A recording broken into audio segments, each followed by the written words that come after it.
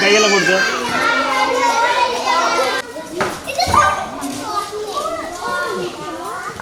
Teacher കൊടുത്തോളൂ.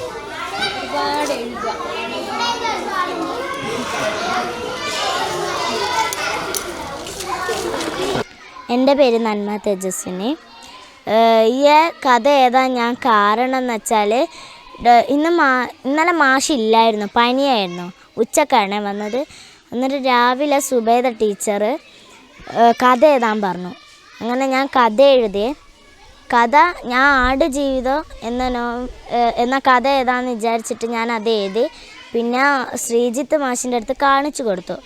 അപ്പോൾ അന്നേരം ഫോട്ടോ എടുത്തിട്ട് മറ്റേ വേൾഡ് മലയാളി ആ ഗ്രൂപ്പിൽ ഇട്ടെടുത്തു. പിന്നെ കുറേ ആൾക്കാരിങ്ങനെ കണ്ടു.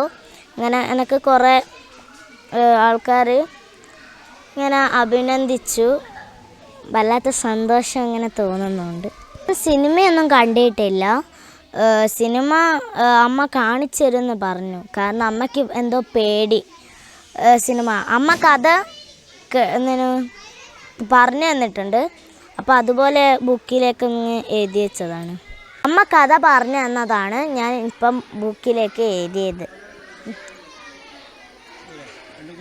പെരിയോനേ എൻ റഹ്മാനേ, പെരിയോനേ റഹീം, പെരിയോനേ എൻ റഹ്മാനേ, പെരിയോനേ റഹീം.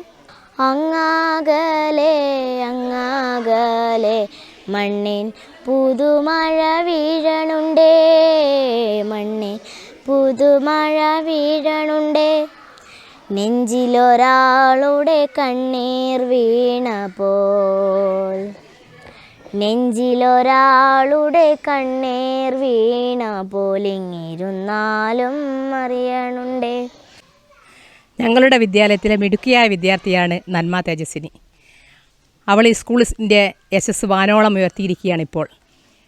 ഇന്നലെ അവളുടെ പുസ്തകത്തിൽ എഴുതിയ ആടുജീവിതം എന്ന ചെറിയ കുറിപ്പ് അവളുടെ ക്ലാസ് അധ്യാപകനായ ശ്രീജിത്ത് മാസ്റ്റർ ക്ലാസ്സിലെത്തുകയും അത് കാണുകയും അത് ഫോട്ടോ എടുത്ത് FBയിലിടുകയും ചെയ്തു. വളരെ ചുരുങ്ങിയ വാക്കിൽ അവൾ ആടുജീവിതത്തെ വരച്ചു വെച്ചിരിക്കുകയാണ് ചെയ്യുന്നത്.